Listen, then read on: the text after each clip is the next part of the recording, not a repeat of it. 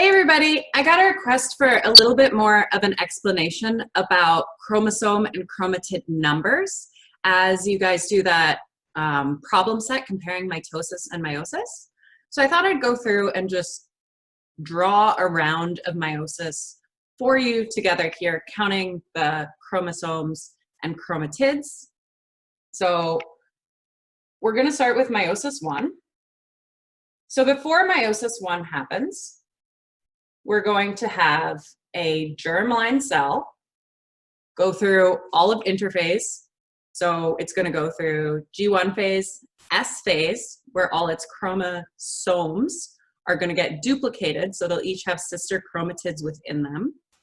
Then it'll go through G2 phase and enter meiosis 1. So at the beginning of meiosis 1, we're going to have a diploid cell. So here's our diploid cell. Let me get another color, y'all. Okay, cool. So we're going to run through just what would happen with one pair of homologous chromosomes. So this will be generalizable for other numbers. So basically just like multiply whatever I do here for the number of pairs. So before interphase, right, or at the beginning of interphase, one pair of chromosomes would look like this. So here's a chromosome, and here's its pair. So this is one pair, so 2 total chromosomes. Before interphase, we don't have any chromatids. They happen during S phase. So after S phase, we're going to add in our sister chromatids that we make through DNA replication. So now our chromosomes are going to look like this. So this is still one pair. Each of them, so one pair, 2 chromosomes, 1, 2, but 4 chromatids, right? Because each of these chromosomes now has sister chromatids within it. So here would be one chromatid, here's its sister chromatid, so 2 in this single chromosome, and same on the other one. Okay, so 2 chromosomes, 4 chromatids. And this would be, say, at prophase 1. I'm not going to write out, maybe I can do it. Okay. So prophase 1. In the video, you saw that there's some complicated stuff going on with the chromosomes in prophase 1 of meiosis. So what's basically happening is each pair, these guys get really close to each other. Their chromatids kind of overlap between like this blue one and this black one. And so they can switch little bits at the end. That's called recombination.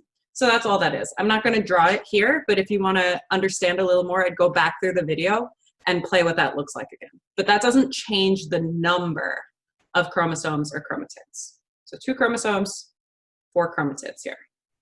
Okay, so then we would go into our next important phase would be metaphase 1. We're skipping all the pro-metaphase stuff here too, because it's kind of like an intermediate step. Whether we split out prophase, prometaphase, metaphase, or just prophase, metaphase, whether we're talking about mitosis or meiosis is kind of dependent on like what textbook you're reading. So we're going to think metaphase 1 is going to be next. So we're going to have that same cell.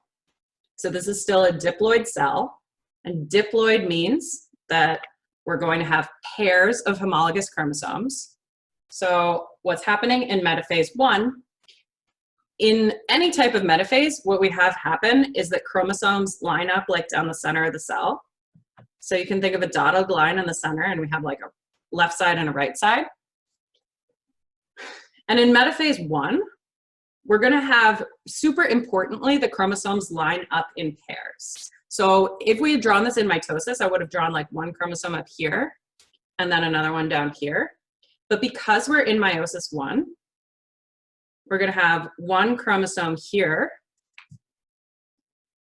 and the other chromosome here. Now this is super important because this is how we go from a diploid cell with pairs of chromosomes to a haploid cell where we just have like a single chromosome from each pair.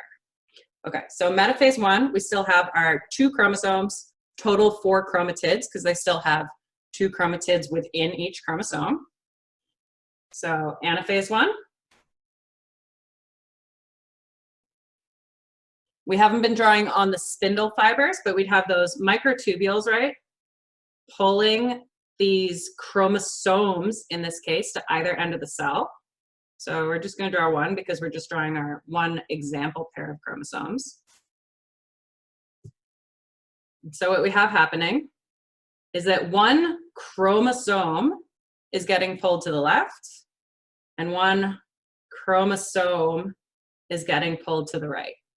Okay, so in mitosis, we would have split apart chromatids here. So we would have pulled like the X into two V's. Here, because this is meiosis 1, very special, we're pulling apart chromosomes. Okay, so we still have 2 chromosomes, 4 chromatids. We haven't separated them out yet. But then we're going to have telophase and cytokinesis. Oh, need my blue pen. I'm just going to write telophase. Okay, so telophase 1. We're now going to make 2 cells. So these are the daughter cells at the end of meiosis 1. And from every homologous pair of chromosomes, we now have 1 chromosome here. So like this one that went to the left is now in its own cell. And this one that went to the right is now in its own cell. So now in each daughter cell, we have 1 chromosome from each homologous pair. We have 2 chromatids. Right? So here, all the way through here, we had 2 chromosomes, 4 chromatids. Now we've gone down to 1 chromosome, 2 chromatids. So we halved everything. That's why the cell is now haploid. Okay, so that's what haploid means, is that we have half the stuff. So if we were to go into meiosis 2, let's do that. I'm gonna erase all our 1s. I'll leave our cells on, but I'm going to take out our chromosomes because we're going to see different stuff now. I'll leave that metaphase plate. So that center line we sometimes call the metaphase plate. Okay, so now we're going to be in meiosis part 2. So what I'm drawing is what would have happened to each of those daughter cells at the end of meiosis 1. So everything here would be like kind of times 2 if you were trying to track out the total 4 daughter cells you'd end up at the end of meiosis. So we ended up with daughter cells here of meiosis 1, and now I'm just showing you like say what's happening to this one. Okay, so we're gonna have prophase 2, metaphase 2, anaphase 2, telophase 2. Okay.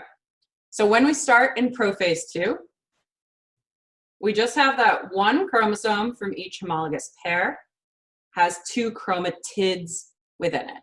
Okay, so that's what we're starting with. So this is a haploid cell because it doesn't have pairs of chromosomes. So for every pair, we've got a chromosome. In metaphase 2, those chromosomes line up singly down the center of the cell. So we only have 1 here. So it's going to go in the center. If we had more, I'm going to draw them on for a second in purple and then remove them. Great. Super classy, guys. Okay. So if we were to say let's say we had 3 chromosomes here. Okay. So that would have been 3 pairs, right? So we'd have 1 left from each pair. They'd line up singly like that if we had more. Remove them. And keep just following our 1 for ease of drawing.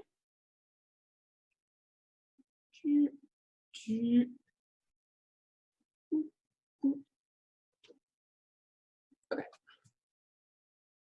Cool.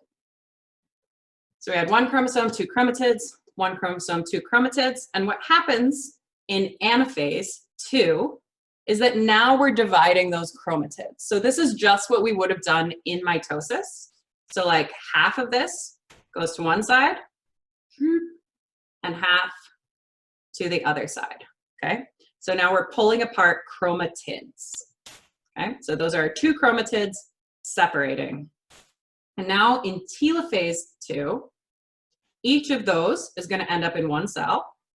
So we're going to have that guy and that guy. So they now have one chromosome apiece because each of those chromatids became its own chromosome. So you might think of this as one chromosome and it only has one chromatid in it. Does that kind of make sense? So this was our one chromosome with two chromatids, and this information was mostly identical to the other side, depending how much crossing over happened during prophase 1. We're not going to emphasize crossing over in this class. It was in the video, and it's kind of cool. So not always exactly identical, but pretty close. Okay, so these were pretty close to each other, these two legs in prophase 2, and they're now each their own chromosome. So one chromatid here, one chromosome here, one chromatid here, one chromosome here. So these are now haploid daughter cells. This would have happened to our other X-shaped chromosome from our other daughter cell at the end of meiosis 1. So we would have had the exact same thing, except in black, right? Like that. Pulled apart, like that. And so we'd actually have a total of 4 gametes like this, okay? Each of them have one chromosome from one chromatid. And that's what they are. Okay, so these are all haploid, and they're genetically distinct because of prophase 1, essentially. So like when they crossed over, we didn't draw it, but possibly, right, like this little black one could have switched a piece with the blue one. So you might have something like this, where their legs crossed and a chunk came off. So each of these gametes, which is a sperm or egg cell, would be different from every other gamete because of that, which is cool because these are going to go into sexual reproduction and produce new organisms, potentially new people, with new genetic information and therefore new traits. All right. Hope that was a little more clear, a little helpful. Let me know if you guys have other questions.